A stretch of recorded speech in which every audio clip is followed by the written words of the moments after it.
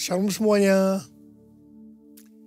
Tahun 2024 adalah tahun untuk bangkit. Jadi teranglah. Yesaya 60 ayat 2 dan 3 berkata, sebab sesungguhnya kegelapan menutupi bumi dan kekelaman menutupi bangsa-bangsa. Tapi terang Tuhan terbit atasmu dan kemuliaannya menjadi nyata atasmu. Bangsa-bangsa berduyun-duyun datang kepada terangmu dan raja-raja kepada cahaya yang terbit bagimu. Kalau kita bangkit dan menjadi terang, maka bangsa-bangsa dan raja-raja akan datang kepada terang yang terbit atas kita. Artinya akan terjadi penuaian jiwa secara global. Haleluya! Tuhan Yesus berkata dalam Matius 5 ayat 14 sampai dengan 16 bahwa kita adalah terang dunia. Hendaknya terang kita bercahaya di depan semua orang, supaya mereka melihat perbuatan kita yang baik dan memuliakan Bapa kita yang di sorga. Jadi kalau kita bangkit jadi terang, bukan hanya akan banyak orang yang bertobat dan percaya Yesus, tapi juga akan menyenangkan hati Tuhan, karena mereka akan memuliakan Bapa yang di sorga. Bangkitlah, terangmu sudah datang. Bangkitlah, terangmu sudah datang. Kemuliaan Tuhan telah terbit. Kemuliaan Tuhan telah datang. Kemuliaan Tuhan telah terbit atasmu. Bangkitlah, terangmu sudah datang. Bangkitlah, terangmu sudah datang. Kemuliaan Tuhan telah terbit. Kemuliaan Tuhan telah datang. Kemuliaan Tuhan telah terbit atasmu. Atasmu. Atasku.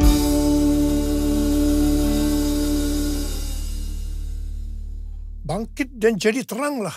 Artinya kita harus menyelesaikan amanat agung. Tugas utama kita sebagai orang percaya adalah menyelesaikan amanat agung. Hal ini sesuai dengan perintah Tuhan Yesus dalam Matius 28 ayat 19 dan 20. Karena itu pergilah, jadikan semua bangsa muridku dan baptislah mereka dalam nama Bapa dan Anak dan Roh Kudus. Dan ajarlah mereka melakukan segala sesuatu yang telah kuperintahkan kepadamu. Ketahuilah, aku menyertai kamu senantiasa sampai akhir zaman. Ketika Tuhan Yesus ditanya oleh murid-muridnya tanda kedatangannya dan tanda kesudahan dunia, maka sesuai dengan Matius 24 ayat 14, Tuhan Yesus mengatakan bahwa kalau Injil sudah diberitakan di seluruh dunia menjadi kesaksian bagi semua bangsa, atau dengan kata lain, kalau amanat agung sudah selesai, maka Tuhan Yesus akan datang kembali. Sesuai dengan yang dituliskan dalam Kisah Para Rasul mengenai proses penyelesaian amanat agung, maka di situ dituliskan hal-hal sebagai berikut. Yang pertama, Tuhan Yesus menargetkan penyelesaian amanat agung dimulai dari Yerusalem, kemudian Yudea dan Samaria, dan akhirnya sampai ke ujung bumi. Untuk itu, hal yang pertama dilakukan oleh Tuhan Yesus adalah Dia mencurahkan Roh Kudus untuk memberikan kuasa untuk menyelesaikan amanat agung, yaitu supaya mereka menjadi saksi Yesus. Murid-murid dipenuhi Roh Kudus, dibaptis Roh Kudus dengan tanda awal berbahasa roh. Setelah mereka dipenuhi Roh Kudus dengan tanda awal berbahasa roh, maka mereka diberi kuasa untuk melakukan tanda dan mujizat. Dan yang lebih penting lagi, cara hidup jemaat berubah. Perubahan cara hidup jemaat, yaitu pertama, mereka suka membaca Alkitab. Yang kedua, mereka suka berdoa. Yang ketiga, mereka hidup dalam unity. Yang keempat, mereka suka memberi.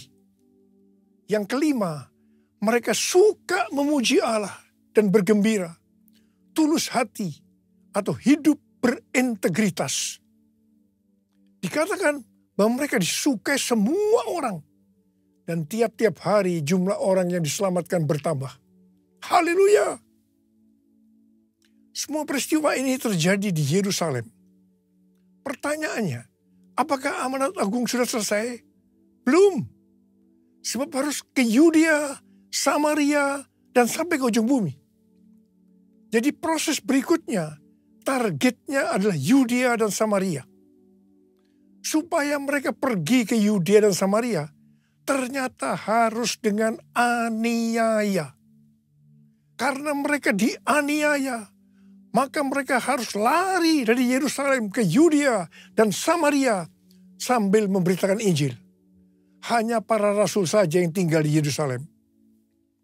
Ternyata aniaya terhadap gereja itu diperlukan supaya mereka tidak hanya tinggal di comfort zone, tetapi harus pergi menjadikan semua bangsa murid Tuhan Yesus.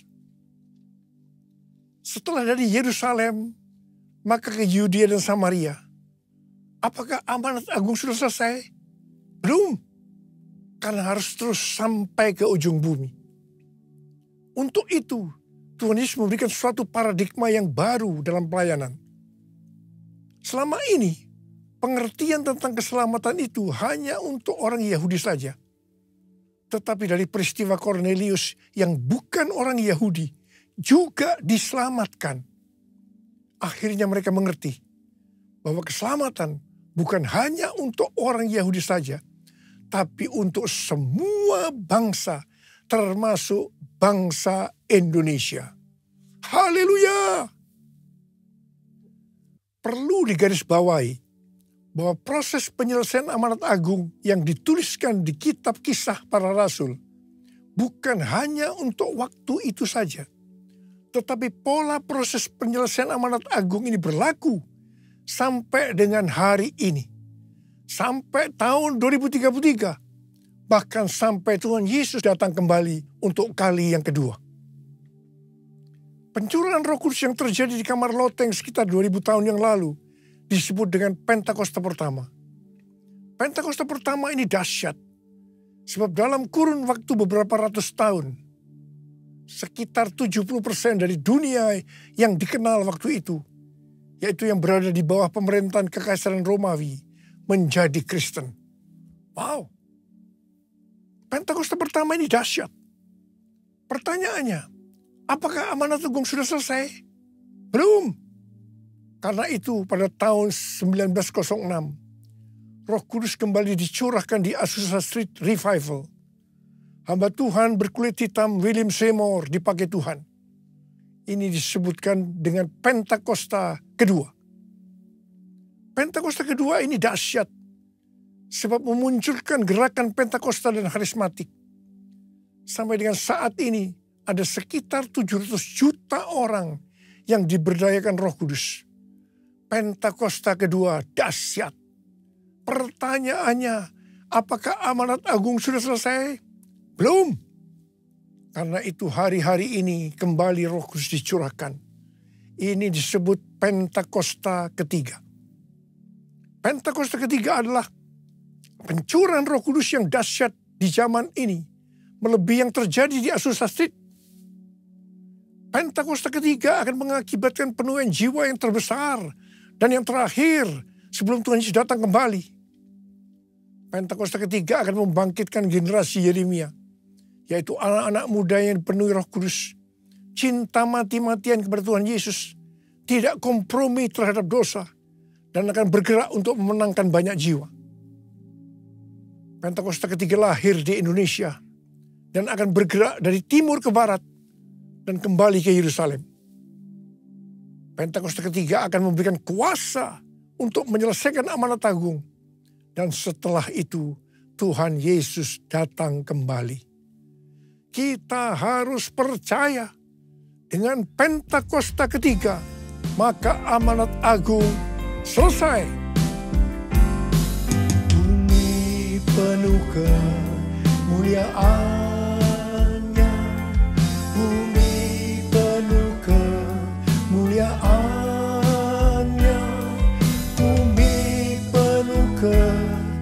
kemuliaan-Nya. Sucilah Tuhan, bumi penuh kemuliaan-Nya, bumi penuh kemuliaan-Nya, bumi penuh kemuliaan-Nya. Sucilah Tuhan. Tahun 2009, Tuhan berbicara kepada saya bahwa sebelum kedatangannya yang kedua kali akan terjadi pencurahan Roh Kudus yang dahsyat. Tahun 2013 pada waktu konferensi Empower 21 Asia di SICC, Tuhan memberikan nama tentang pencurahan Roh Kudus ini dengan Pentakosta ketiga. Pada tahun 2013 itu juga, ketika ada Global Council Meeting Empower 21 di Hawaii, Tuhan memberikan visi bahwa pada Pentakosta 2033, setiap orang akan mendapatkan kesempatan untuk berjumpa secara autentik dengan Tuhan Yesus melalui kuasa dan hadirat Roh Kudus. Terus terang saya bertanya-tanya tentang visi ini. Sampai akhirnya pada Mei 2022, ketika acara World Prayer Assembly kedua diadakan di SICC Tower lantai 11 secara hybrid. Ada 3 pembicara yang berbicara tentang tahun 2033, yaitu Billy Wilson, Rick Warren, dan Nicky Gumbel. Pada waktu itu, saya dibukakan pengertian ini oleh Tuhan. Dan saya berkata, I got it, I got it. Wow. Bulan Juli 2022, waktu memulai renovasi Azusa Street Prayer Tower, di mana saat itu hadir Billy Wilson, Tim Hill, General Overseer Church of God, saya bersaksi tentang hal ini. Saya percaya waktu itu kita bersama-sama berkata, I got it, I got it. Pada Juni 2023, Empower 21 Global mengadakan konferensi di Amsterdam yang temanya adalah Everyone, yang membicarakan tentang tahun 2033. Di akhir dari konferensi itu, Tuhan menyuruh saya untuk mengadakan Everyone Asia 2024, Reaching Every Person on Earth, pada tanggal 3 sampai dengan 5 Juli 2024 di SICC. Waktu di Amsterdam, kita para pemimpin berbicara tentang hal ini. Kita mengatakan bahwa konferensi ini merupakan trigger kebangunan rohani global, terutama untuk next generation. Tanggal 15 Maret 2024, saya diberikan pengertian oleh Tuhan bahwa kebangunan rohani yang terbesar dan yang terakhir sudah dimulai. Saya sangat bersuka cita ketika Tuhan berbicara tentang hal ini. Sebab momen ini yang sudah lama saya tunggu.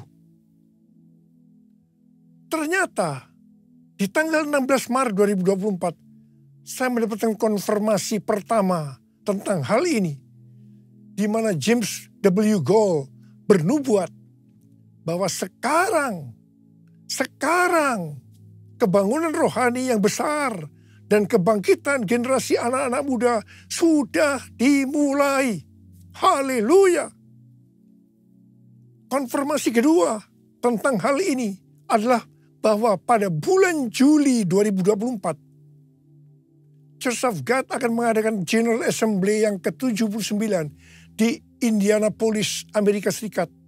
Yang temanya Harvest Now. Harvest Now. Haleluya. Seperti apa yang Rick Warren dapatkan bahwa goal untuk menyelesaikan amanat agung adalah tahun 2033. Kita harus memfokuskan diri untuk tahun 2033. Tuhan memberikan pengertian bahwa kita saat ini seperti bangsa Israel yang di bawah pimpinan Yosua memasuki tanah perjanjian. Seperti Yosua 3 ayat 4 yang berkata bahwa kita belum pernah melalui jalan ini sebelumnya. Maka kita pun untuk menuju tahun 2033, Tuhan berkata, belum pernah melalui jalan ini sebelumnya. Kalau bangsa Israel waktu itu dituntun oleh tabut Allah, maka kita saat ini dituntun oleh Roh Kudus.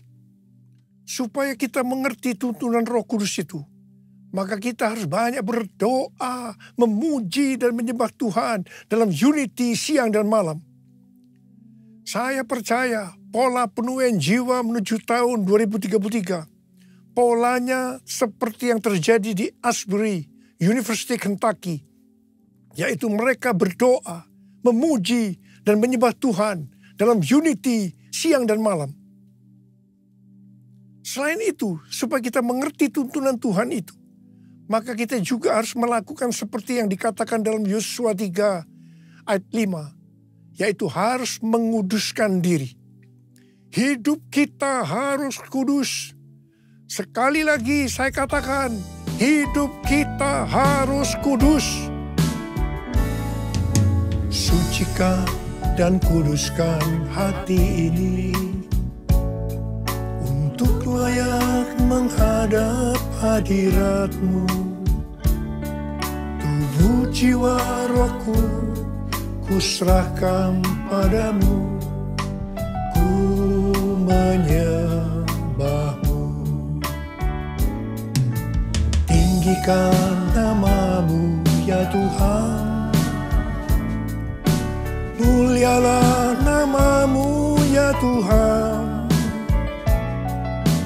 Tiada lain seperti Engkau ya Allahku, besar kuasa-Mu.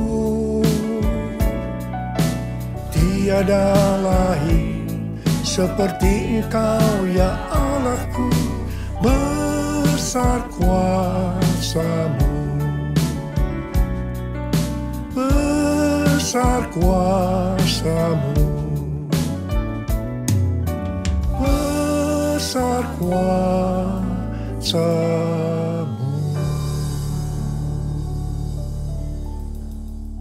Pada akhir tahun 2023, Tuhan berbicara kepada saya melalui Maliakhi 3 ayat 1 sampai dengan 4. Lihat, aku menyuruh utusanku agar ia mempersiapkan jalan di hadapanku.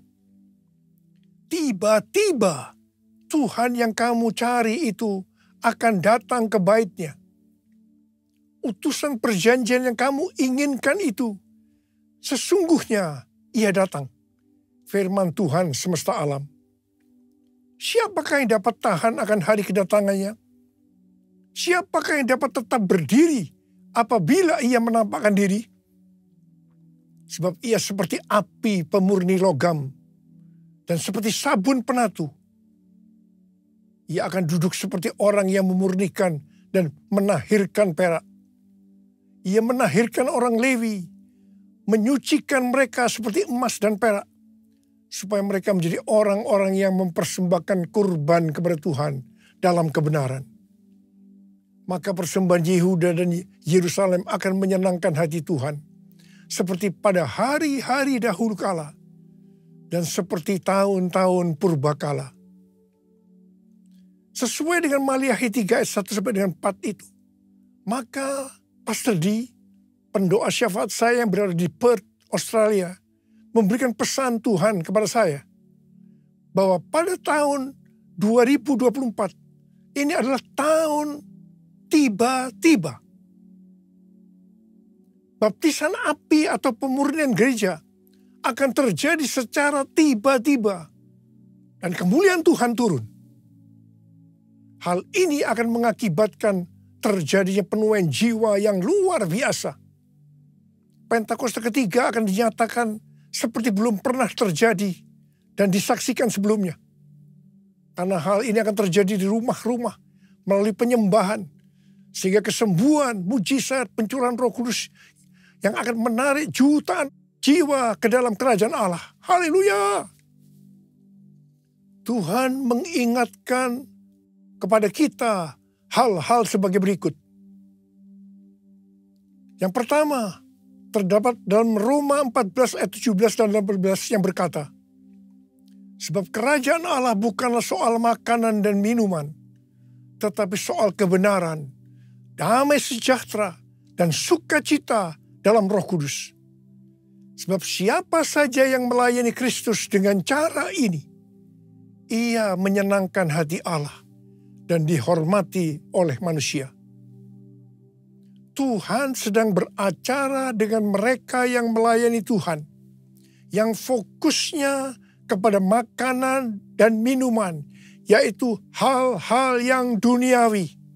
Hati-hati. Dan yang kedua, pesan Tuhan, jangan menjadi seperti Imam Eli, yang lebih menghormati anak-anaknya lebih dari menghormati Tuhan. Yang dilakukan oleh Imam Eli ketika anak-anaknya jatuh ke dalam dosa dalam pelayanannya. Mereka hanya dinasihati saja, tanpa ditindak dengan standar kebenaran firman Tuhan. Akibatnya, seluruh keluarga menanggung kesalahan ini dengan hukuman berat. Peringatan di sini bukan hanya untuk hubungan orang tua dan anak secara daging saja, tetapi juga antara bapak dan anak secara rohani. Jangan sampai kita menghormati anak-anak kita, baik secara daging maupun secara rohani, lebih daripada menghormati Tuhan. Sekali lagi saya mau ingatkan bahwa hidup kita harus kudus. Sebab tanpa kekudusan, tidak seorang pun akan melihat Tuhan. Ada berapa banyak di antara kita yang mau janji di hadapan Tuhan? Tuhan, saya mau hidup kudus. Saya mau hidup kudus. Angkat tangan kita di hadapan Tuhan. Mari, angkat tangan kita di hadapan Tuhan. Hosana, Hosana di tempat yang tinggi. Hosana, Hosana di hati yang suci. Hosana, Hosana, Hosana di tempat yang tinggi. Hosana, Hosana di hati yang suci.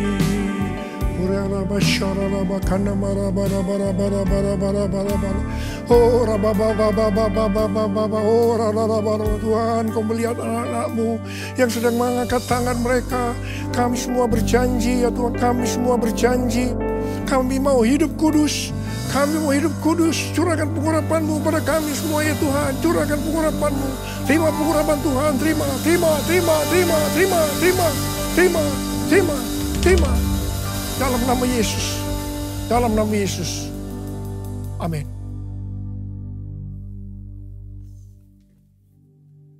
Kita akan masuk ke dalam perjamuan kudus. Kita akan mengingat ayat ini. Sebab setiap kali kamu makan roti ini dan minum cawan ini, kamu memberitakan kematian Tuhan sampai Ia datang. Perjamuan kudus adalah perjamuan Tuhan Yesus sendiri. Setiap kali kita masuk ke dalam perjamuan kudus, Tuhan Yesus selalu berkata, biarlah ini menjadi peringatan akan aku. Karena itu marilah arahkan hati kita kepada kebaikan Tuhan. Kita akan mengingat kebaikan Tuhan. Supaya kita lebih mengasihi Tuhan Yesus. Kita lebih mengasihi satu dengan yang lain. Mari tundukkan kepala. Bapa, siapakah kami sebelum kami mengenal Engkau? Kami semua orang berdosa. Upah dosa adalah maut, mati. Tapi Engkau yang tidak berdosa telah dijadikan dosa oleh karena kami. Engkau harus turun dari sorga mulia, menjelma menjadi manusia, untuk mati ganti kami. Ya Tuhan, betapa baiknya Engkau ya Aba. Betapa baiknya Engkau Aba. Engkau jadikan kami sebagai anak-anak-Mu. Engkau tuntun, Engkau bela, Engkau lindungi, Engkau tegur juga kalau kami salah. Itu Engkau ya Aba. Tuhan Yesus akan memberkati kita melalui perjamuan kudus. Tapi Tuhan mau kita makan dan minum dengan cara yang benar. Karena itu masing-masing sekarang tundukkan kepala. Introspeksi. Lihat keadaan dirimu masing-masing. Jangan menyimpan dosa. Kalau ada dosa, langsung selesaikan dengan Tuhan. Tuhan ingatkan, kita selesaikan. Ampuni saya Tuhan. Ampuni saya Tuhan. Katakan seperti itu. Apa engkau melihat anak-anakmu yang sudah berdoa, minta ampun kepadamu ya Aba. Engkau mengampuni kami. Engkau mengampuni kami. Layakkan kami untuk masuk dalam perjamuan kudus. Bapa, dan berkat-Mu turun ke atas kami, ke atas anak-anak-Mu semua. Terima kasih. Kami akan masuk dalam perjamuan kudus dengan hati yang penuh ucapan syukur. Dalam nama Yesus. Amin.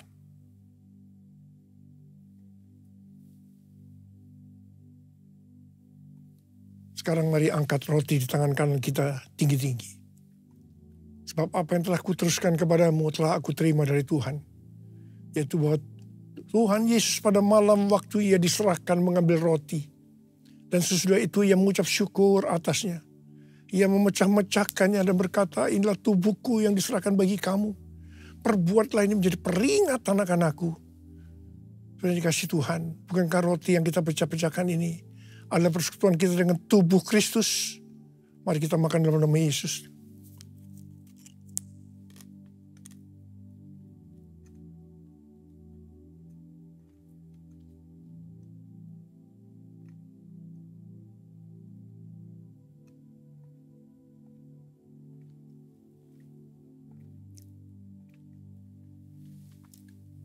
Angkat cawan di tangan kanan kita tinggi-tinggi. Demikian juga yang mengambil cawan sesudah makan lalu berkata, cawan ini adalah perjanjian baru yang dimeteraikan oleh darahku. Perbuatlah ini setiap kali kamu meminumnya menjadi peringatan akan aku. Sudah dikasih Tuhan. Bukankah cawan pengucapan syukur yang atasnya kita ucapkan syukur adalah persekutuan kita dengan darah Yesus. Mari kita minum dalam nama Yesus.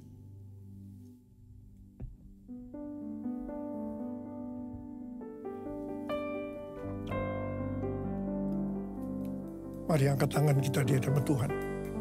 Ucapkan syukur dengan suara, jangan diam. Tuhan terima kasih ya Tuhan. Tuhan terima kasih ya Tuhan. Kami bersyukur ya Tuhan. Terima kasih. Terima kasih. Terima kasih Abah. Terima kasih. Terima kasih. Tuhan terima kasih. Ada berapa banyak yang membutuhkan pertolongan Tuhan, kesembuhan, kelepasan. Angkat tanganmu saat ini. Tuhan, Kau melihat anak-anakmu yang sedang mengangkat tangan mereka. Mereka memerlukan pertolongan Tuhan. Sembuh dalam nama Yesus, sembuh dalam nama Yesus, sembuh dalam nama Yesus. Terima kasih Tuhan. Terima kasih. Terima kasih. Terima kasih. Terima kasih Yesusku. Terima kasih Yesusku, puji syukur hanya bagi Tuhanku. Terima kasih Yesusku, terima kasih Yesusku, puji syukur hanya bagi Tuhanku. Terima kasih Yesusku, terima kasih Yesusku, puji syukur hanya bagi Tuhanku. Terima kasih Yesusku, terima kasih Yesusku, puji syukur hanya bagi Tuhanku. Puji syukur hanya bagi Tuhanku. Puji syukur hanya bagi Tuhanku.